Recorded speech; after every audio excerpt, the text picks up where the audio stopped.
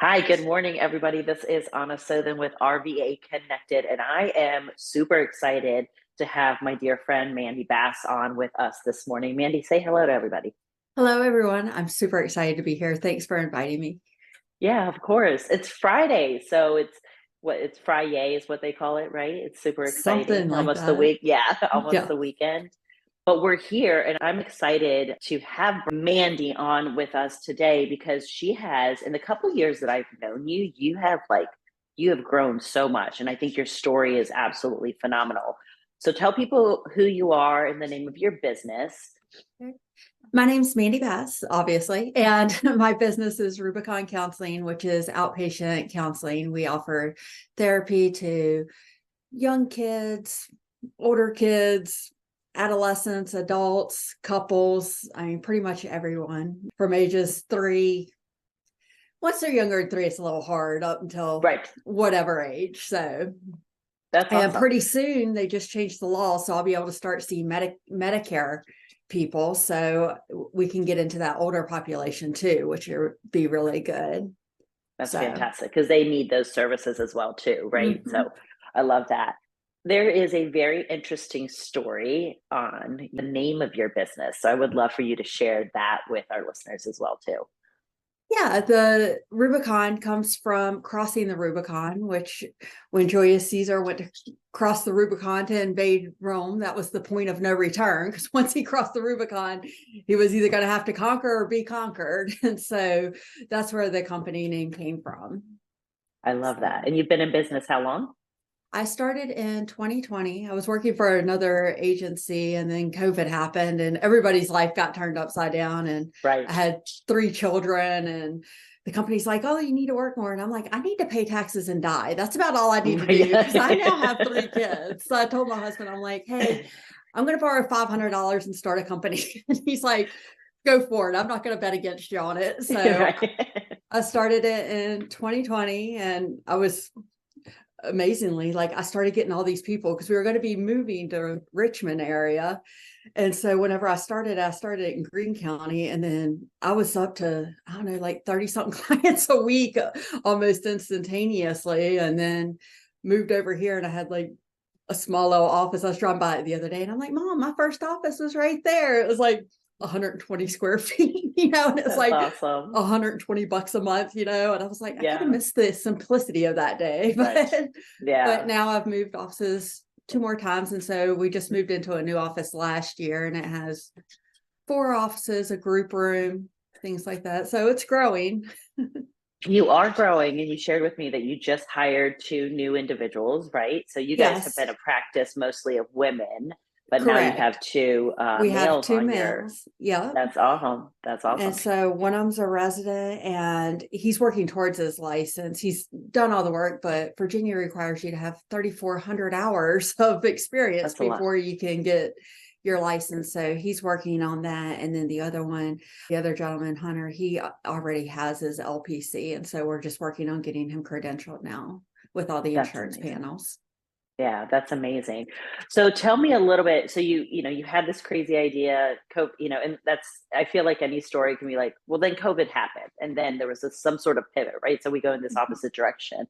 But tell us about those early days when you said like you had 30 patients, which normally sometimes that doesn't happen for a new business, right? They start out because they're passionate about something, and then you get into the thick of it, and you're like, eek, like I still have to pay taxes, right? I still have to pay my bills.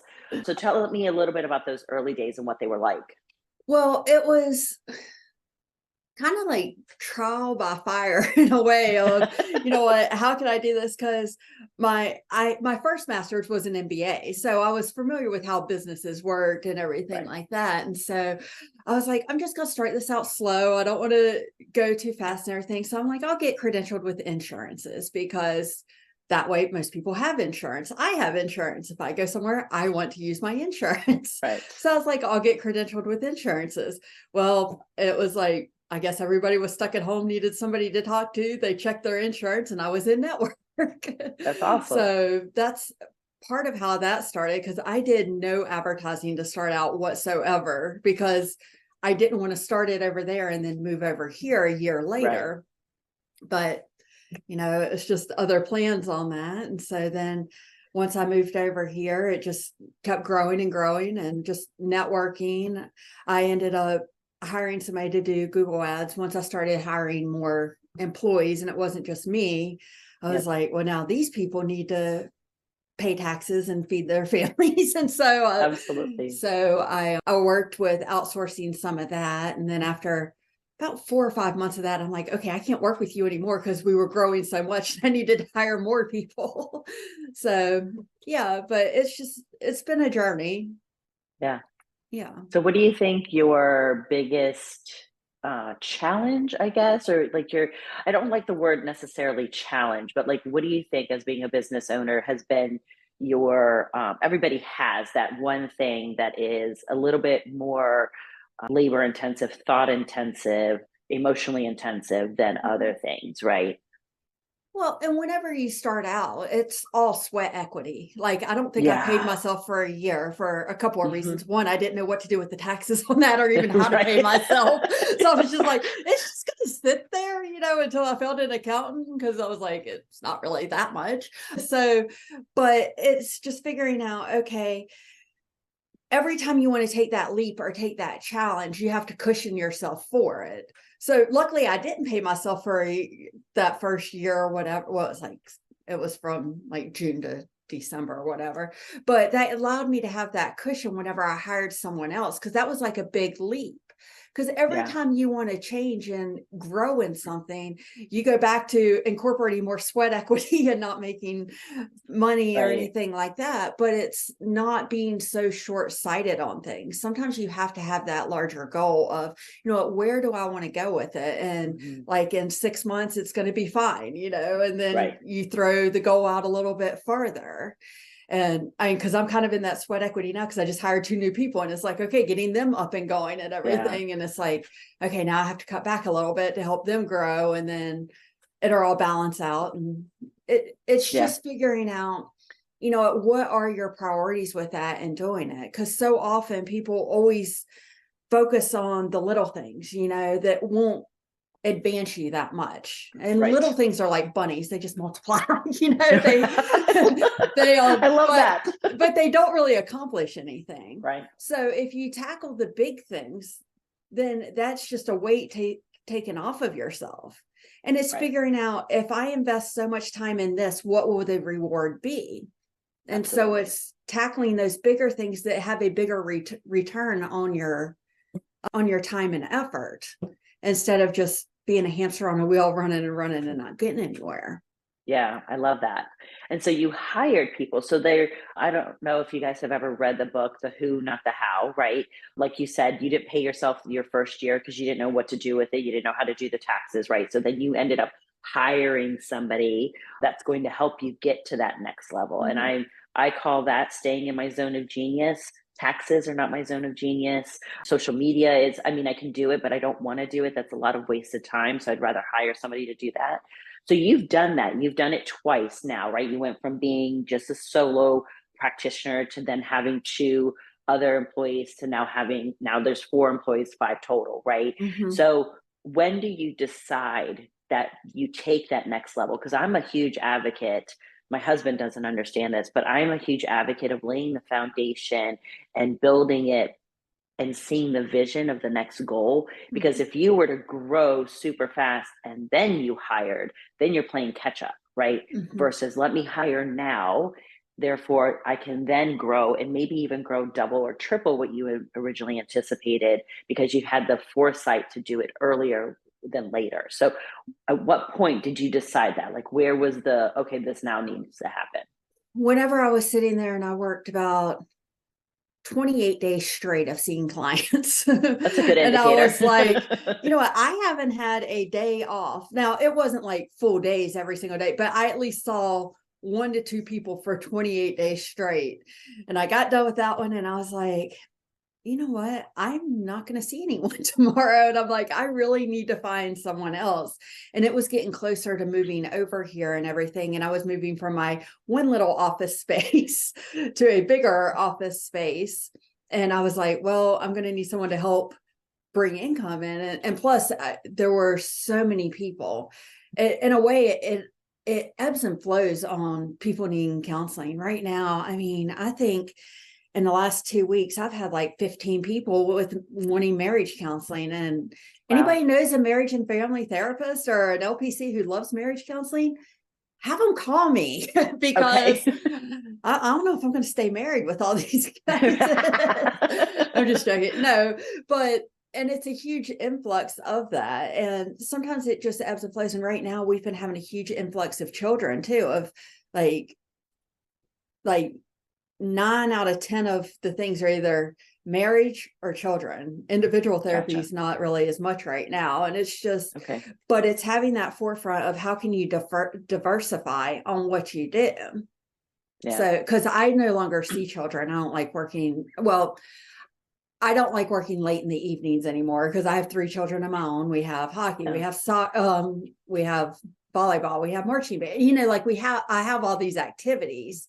Right. And so people are like, oh, I love seeing children. I just want to see them. I'm like, go forth and prosper, let's go with that.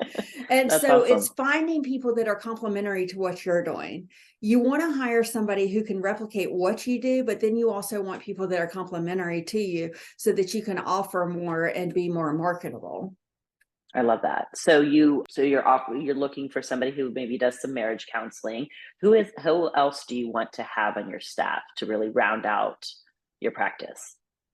Really, my practice is so small, so I'm kind of picky on who comes in. Like most of the time when there's an interview, I have not picky, selective. Yeah, very selective. Well, and I want it to be a good fit, because I want people who want to go to work. I don't want people who feel like, oh, I have to go to work today. I want them to be happy in their environment.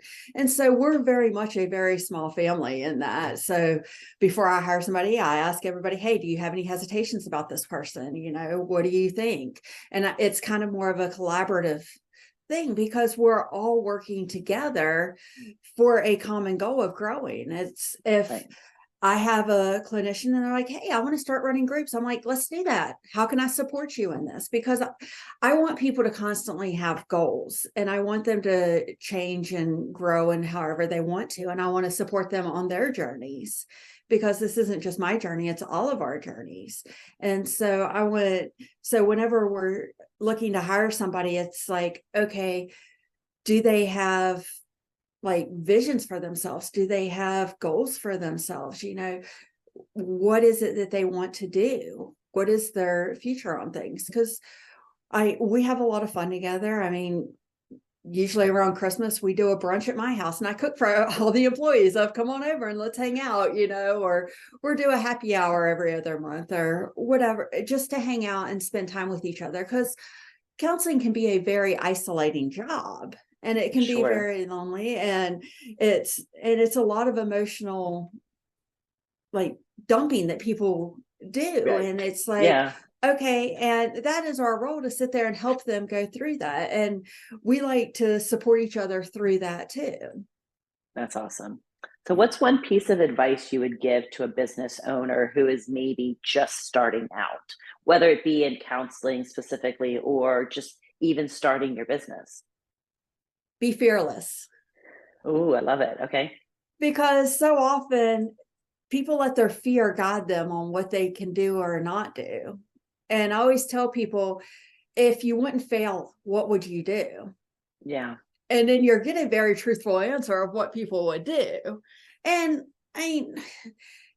and failure can be looked at so many different ways. I mean, what was it? Edison said, I didn't fail 900 times. I just learned 900 ways not to make a light bulb. Right. Yeah. Mm-hmm. So it's just figuring out, what works, what doesn't work and going with that, but having the courage to try it. Like, I wouldn't say go get $1 million in debt to go do whatever, but look at your limitations, but look at, what do I really want to do? And is this feasible or not? And if it's not, what is it that's making it not feasible? Is it my own fear or is it something that I really cannot do? I love that. So have you surrounded yourself, because like you said, therapy can be very isolating, but being a business owner can also be very isolating because we think that, everybody's experience is unique. And so you and I could have similar experiences, but you and I will never have the exact same experience, right? Mhm. It's impossible to do that. So, did you surround yourself with mentors or people who, obviously, your husband's super supportive, right? Like, with that, Mhm. that's fantastic. Not everybody has that. So, who else did you surround yourself with? Were there particular people that you leaned on, whether it be business or emotionally, that helped you during those challenging times? And when you're like, okay, this is a lot. What do I do now? And sort of, I like to call it talking me off the ledge, right? I've had those days where I'm like, hey, that's it. I'm done. I'm not doing anything anymore. I'm going to sit on the couch. I'm going to eat bonbons. I don't even know if they sell bonbons anymore, but I'm eating that and just watching Netflix and not chilling. I'm just sitting. So who did you surround yourself, or did you surround yourself, or did you There use? were other business owners I knew, like a very good friend of mine when I was starting out. Her name was Melanie Canada, and she runs Small Talk. And she started that in Ruckersville, where I lived, probably close to 13 years ago. And I mean, when she started her company, she was doing all this, and I kind of helped her a little bit, just doing some administrative stuff and helping her with that. And then she grew, and I talked to her some, and I was like, hey, how did you do this and what did you do? And so I did that. Also, Mary Powell was my supervisor whenever I was in college, get my master's for counseling, and she went out on her own, and I talked to her a lot, and I still talk to her. I mean, I tried calling her yesterday to tell her thank you for talking me out of not just doing licensed marriage family therapy to getting an LPC, so I wouldn't be stuck only seeing children and couples my whole entire life. And so, and then there was just like other business owners, like a friend of mine locally, her name is Melanie Terrian, and she and I are actually starting a new company called Docera. And with that, it's Latin to learn. Or to Okay. teach. I had my husband pick Okay. the name. He's picked all my names, and he's like, I well, love if you're it. going to teach people how to do stuff, go with this word. So we're doing that, and it's a consulting company. And she's a CPA, and she's had her own CPA practice for a long time. And so we kind of work together on that too. And she knows a lot. Whenever I want to go and change and stuff, I'm like, okay, what's the tax implications? How can I do this smartly? Because I Yeah. don't mind paying Uncle Sam. I just don't want to pay him more than I pay myself. Right. Let's be fair So here. yeah, so it's just trying to figure those things out too, of what, because like you said, we're very educated women, but we're not Right. educated in everything. And Right. so it's figuring out where your limitations are and figuring out, okay, who is it that can complement me on that? I love that. Yeah. And that's super important, right? Like, I think sometimes as women, we're like, I can do it all. I'm just going to do it all. Because if we don't do it all, then we see it as a failure, which is absolute like insanity. Why we would think that, right? It's not. Your friend went to school, became a CPA, took the whole licensing thing in order for her to be a certified public accountant. You didn't do that. Why would you expect to have the same knowledge that she has, right? Like, that's and we are DIY, DIYers, if we, yeah, if Yeah. at all possible. At some But point, you have to have that mind shift, though, of, you know what? I'm only successful because people support me. And so, yeah, what are other people that I can help support? And if I would focus more of my energy on my practice than I would on my taxes, whatever I would make in that would far exceed the time lost growing my business that I spent on my taxes. And so that's absolutely. where it comes into it. It's like, I'm not, it's not that I like failed myself or didn't do something by not doing that. It's, Yeah, what, I'm working smarter, not harder. um, absolutely. because I can learn it all, but there's Hmm. no point. Right. Math was, I had a C in my accounting class in college, and I hated it. It was not my forte on things. So Right. it was like, okay, I'm better at this stuff. So that's where I'm going to focus my energy. Otherwise, I feel like I'm just beating my head against a wall and not getting anywhere. Right. I love that. I love that concept and that theory. So if you do need help, if you're at that point in your business where you're like, I need help with X, reach out to somebody, reach out to Mandy, ask her how she did it, reach out to me, and we'll try to connect you with somebody who would be helpful in getting you to that next level. Because I love the fact that you are, not only are you freeing up time and space, because that's maybe one more client or two more clients that you could take because you're not doing your taxes, but two, you're contributing to her prosperity, right? Like that's why you hired people who work on your staff. Like you are contributing to their personal growth and their professional growth and helping their and contributing to their family's prosperity as well too. So which that's what life is all about, right? Is how can we help support and Yeah. contribute to one another. So I I mean, we love that. weren't made to live in a vacuum all by No, ourselves. ma'am. We were made to be relational people. And so it's building Absolutely. those relationships with people because everybody has their own special gifts and talents. And it's just Absolutely. tapping in and supporting other people with their gifts and talents, same as they support it to you. Absolutely. So before we head out today, this has been an amazing conversation. Leave our listeners with one last piece of advice. Just one? I mean, Just one. I know. you're putting me on the spot. You I could know, have told right? me that's how this was going to end. It would be give yourself some grace because often we're our own worst critics and we say terrible things to ourselves that we would never say to other people. Right. And Yeah. so give yourself some grace on things and have some patience with yourself. I mean, you're not going to get it all done right the first time, and it's okay. And if you got it done right the first time, I guarantee it could probably be improved upon. But Right. always go for progress and not perfection on things, and just work on, okay, you know what? I'm doing the best I can. And if you feel like you're not, then change your mentality of, okay, then what else do I need to do?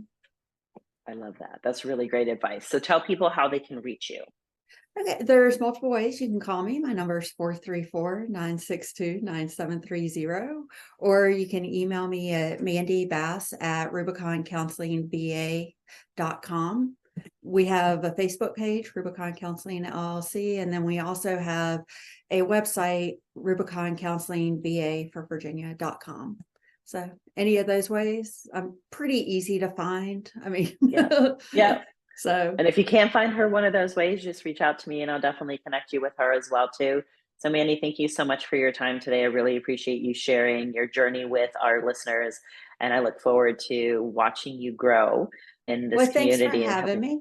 Of course, absolutely. It's been my absolute pleasure.